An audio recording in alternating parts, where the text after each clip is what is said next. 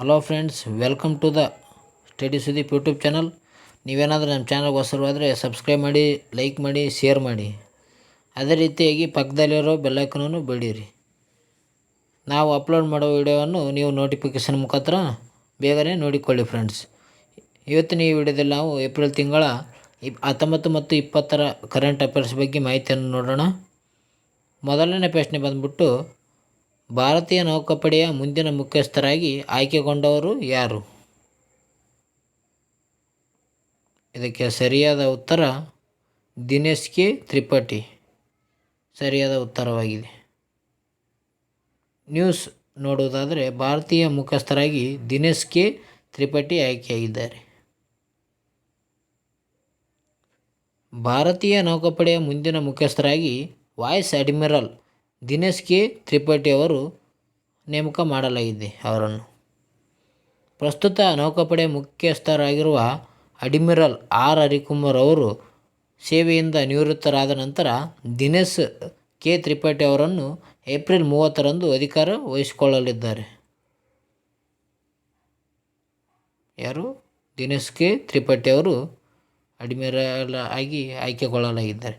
ಹಾಗಾದರೆ ಭಾರತೀಯ ನೌಕಾಪಡೆಯ ಮುಖ್ಯಸ್ಥರ ಬಗ್ಗೆ ನೋಡೋದಾದರೆ, ಇದು ನೌಕಾಪಡೆಯ ಮುಖ್ಯಸ್ಥರನ್ನು ಅಡ್ಮಿರಲ್ ಎಂದು ಕರೆಯುತ್ತಾರೆ. ಇವರು 4 ಸ್ಟಾರನ್ನು ಹೊಂದಿದ ಅಧಿಕಾರಿಗಳಾಗಿದ್ದಾರೆ. ಎಷ್ಟು? 4 ಸ್ಟಾರನ್ನು ಹೊಂದಿರುತ್ತಾರೆ ಇವರು. ಅದೇ ರೀತಿಯಾಗಿ ಅಧಿಕಾರಾವಧಿ ಎಷ್ಟಪ್ಪ ಅಂತಂದರೆ ಇವ್ರದ್ದು 3 ವರ್ಷ ಅಥವಾ 62 ವರ್ಷಗಳು ಇವರ ಅಧಿಕಾರಾವಧಿ ಆಗಿರುತ್ತದೆ. ಅದೇ ರೀತಿಯಾಗಿ ಭಾರತೀಯ ನೌಕಾಪಡೆಯನ್ನು ನೋಡೋದಾದರೆ, ಭಾರತೀಯ ನೌಕಾಪಡೆ ಇದು 1830 ಮೇ 1ರಂದು ರಾಯಲ್ ಇಂಡಿಯನ್ ನೌಕಾಪಡೆ ಪ್ರಾರಂಭವಾಯಿತು. ಭಾರತದ ನೌಕಾಪಡೆ ಪಿತಾಮಹ ಎಂದು ಛತ್ರಪತಿ ಶಿವಾಜಿಯನ್ನು ಕರೆಯುತ್ತಾರೆ. ಯಾರು? ಛತ್ರಪತಿ ಶಿವಾಜಿಯನ್ನು. ಛತ್ರಪತಿ ಶಿವಾಜಿ ನೌಕಾಪಡೆಯ ಪಿತಾಮಹವಾಗಿದ್ದಾರೆ. ಅದೇ ರೀತಿ ಏಷ್ಯಾದ ಅತಿ ದೊಡ್ಡ ಮತ್ತು ವಿಶ್ವದ 3ನೇ ಅತಿ ದೊಡ್ಡ ನೌಕಾ ಅಕಾಡೆಮಿ ಇರೋದು ಐಜಿ ಮಾಲ್. ಯಾವುದು? ಐಜಿ ಮಾಲ್ ಆಗಿದೆ. ಏಷ್ಯಾದ ದೊಡ್ಡ ಮತ್ತು ವಿಶ್ವದ 3ನೇ ಅತಿ ದೊಡ್ಡ ನೌಕಾ ಅಕಾಡೆಮಿ ಆಗಿದೆ ಐಜಿ ಮಾಲ್. ಅದೇ ರೀತಿಯಾಗಿ ಕೇರಳದಲ್ಲಿ ಭಾರತೀಯ ನೌಕಾ ಸೇನೆ ಮತ್ತು ಭಾರತೀಯ ಕರಾವಳಿ ಪಡೆಯ ಅಧಿಕಾರಿಗಳಿಗೆ ತರಬೇತಿ ನೀಡಲಾಗುತ್ತದೆ ಕೇರಳದಲ್ಲಿ. ಹಾಗಾದರೆ ನೌಕಾಪಡೆಯ ಕಮಾಂಡ್ಗಳ ಬಗ್ಗೆ ನೋಡೋದಾದರೆ, ಪಶ್ಚಿಮ ಕಮಾಂಡ್ ಎಲ್ಲಿದೆಪ್ಪ ಅಂತಂದರೆ, ಪಶ್ಚಿಮ ಕಮಾಂಡ್ ಇರುವುದು ಮುಂಬೈ. ಅದೇ ರೀತಿಯಾಗಿ ಪೂರ್ವ ಕಮಾಂಡ್ ಇರುವುದು ವಿಶಾಖಪಟ್ಟಣ.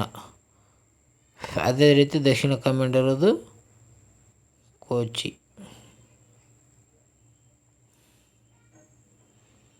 ಮುಂದಿನ ಪ್ರಶ್ನೆಗೆ ಹೋಗೋಣ.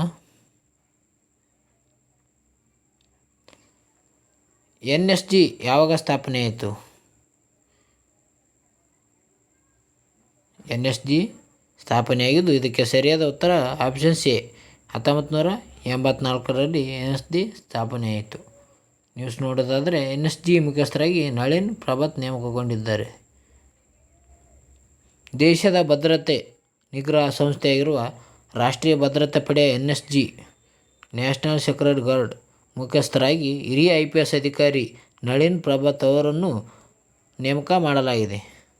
ಯಾರು? ನಳಿನ್ ಪ್ರಭಾತ್ ಅವರನ್ನು NSGಯ ಮುಖ್ಯಸ್ಥರಾಗಿ ನೇಮಕ ಮಾಡಲಾಗಿದೆ. ಅವರು 2028ರ ಆಗಸ್ಟ್ 31ರವರೆಗೆ ಈ ಹುದ್ದೆಯಲ್ಲಿ ಇರಲಿದ್ದಾರೆ.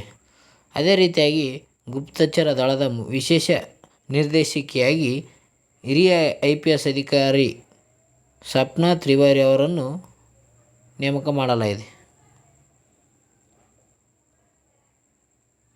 ಅದೇ ರೀತಿಯಾಗಿ NSG ಬಗ್ಗೆ ನೋಡೋದಾದರೆ ನ್ಯಾಷನಲ್ ಸೆಕ್ಯೂರಿಟಿ ಗಾರ್ಡ್ ಆಗಿದೆ. ಇದರ ವಿಸ್ತೃತ ರೂಪ ನ್ಯಾಷನಲ್ ಸೆಕ್ಯೂರಿಟಿ ಗಾರ್ಡ್. ಇದು NSGಯನ್ನು ಸಾಮಾನ್ಯವಾಗಿ ಬ್ಲ್ಯಾಕ್ ಕ್ಯಾಟ್ಸ್ ಎಂದು ಕರೆಯಲಾಗುತ್ತದೆ. ಇದು ಗೃಹ ವ್ಯವಹಾರಗಳ ಸಚಿವಾಲಯ ಅಡಿಯಲ್ಲಿ ಭಾರತದ ಭಯೋತ್ಪಾದನಾ ನಿಗ್ರಹ ಘಟಕವಾಗಿದೆ. ಇದು NSG ಎನ್ನುವುದು.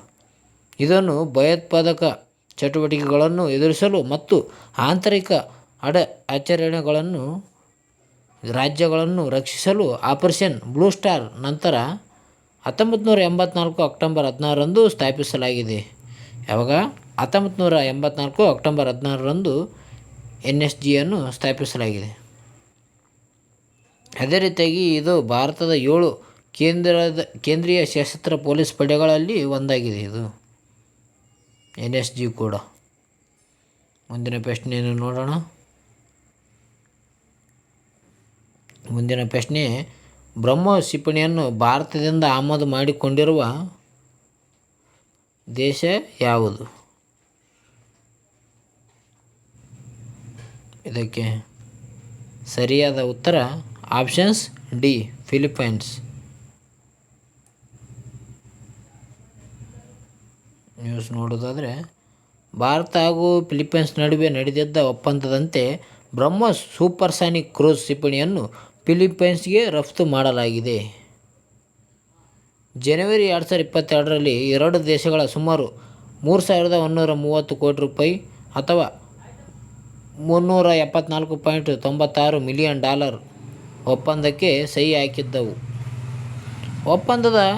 ಒಪ್ಪಂದದಲ್ಲಿ ಭಾರತ ಮತ್ತು ರಷ್ಯಾದ ಜಂಟಿ ಉದ್ಯಮವಾದ ಬ್ರಹ್ಮೋಸ್ ಏರೋಸ್ಪೇಸ್ ಪ್ರೈವೇಟ್ ಲಿಮಿಟೆಡ್ ಮತ್ತು ಹೈಸ್ಪೀಡ್ ಬ್ರಹ್ಮೋಸ್ ಕ್ಷಿಪಣಿ ವ್ಯವಸ್ಥೆಯು 3 ರಫ್ತು ಆವೃತ್ತಿಗಳೊಂದಿಗೆ ಕ್ಷಿಪಣಿಯನ್ನು ಪೂರೈಸುತ್ತಿದೆ. ಬ್ರಹ್ಮೋಸ್ ಬಗ್ಗೆ ಮಾಹಿತಿಯನ್ನು ನೋಡೋದಾದರೆ, ಇದು ಭಾರತ ಮತ್ತು ರಷ್ಯಾದ ನಡುವಿನ ಜಂಟಿ ಉದ್ಯಮವಾಗಿದೆ.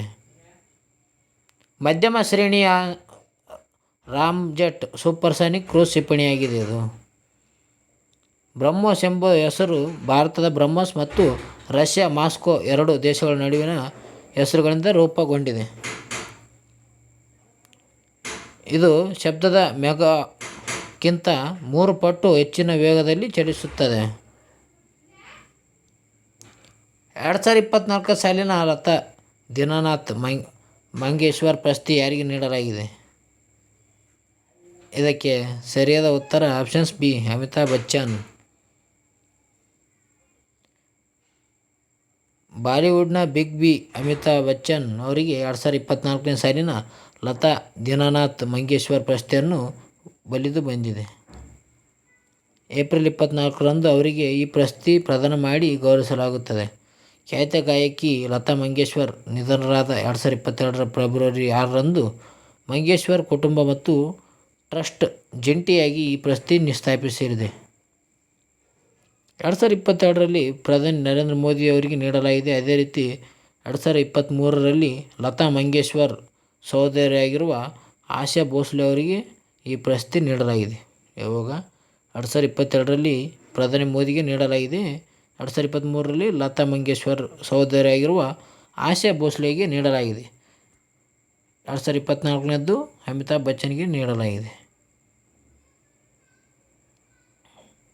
ಇವತ್ತಿನ ಆನ್ಲೈನರ್ಸ್ ಬಗ್ಗೆ ಮಾಹಿತಿ ನೋಡೋದಾದರೆ, ವಿಶ್ವ ಯಕೃತ್ ದಿನ ಯಾವಾಗ? ವಿಶ್ವ ಯಕೃತ್ ದಿನ ಏಪ್ರಿಲ್ 19. ಅದೇ ರೀತಿ 2023ರ ಮಾಲ್ಕಮ್ ಆದಿಶೇಯಮ ಪ್ರಶಸ್ತಿ ಆಯ್ಕೆಗೊಂಡವರು ಉಸ್ತಾ ಪಟ್ನಾಯಕ್. ಲಕ್ಷ್ಮಣ ತೀರ್ಥ ನದಿಯು ಯಾವ ನದಿಯ ಉಪನದಿಯಾಗಿದೆ? ಯಾವುದು? ಲಕ್ಷ್ಮಣ ತೀರ್ಥ. ಇದಕ್ಕೆ ಸರಿಯಾದ ಉತ್ತರ ಕಾವೇರಿ ನದಿಯ ಉಪನದಿಯಾಗಿದೆ.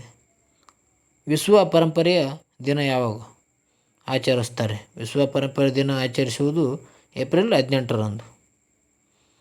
ಓಕೆ ಫ್ರೆಂಡ್ಸ್, ಇವತ್ತಿನ ವಿಡಿಯೋದಲ್ಲಿ ಇಷ್ಟೇ. ನೀವೇನಾದರೂ ನಮ್ಮ ವಾಟ್ಸಪ್ ಗ್ರೂಪ್ಗೆ ಜಾಯ್ನ್ ಇಲ್ಲ ಅಂದರೆ ಜಾಯ್ನ್ ಆಗಿ, ನಮ್ಮ ಚಾನಲ್ಗೆ ಸಬ್ಸ್ಕ್ರೈಬ್ ಮಾಡ್ಕೊಳ್ಳಿ, ಶೇರ್ ಮಾಡಿ, ಲೈಕ್ ಮಾಡಿ. ಆಯಿತು, ಓಕೆ, ಬೈ ಫ್ರೆಂಡ್ಸ್. ಮುಂದೆ ನೋಡೋದು ಸಿಗೋ.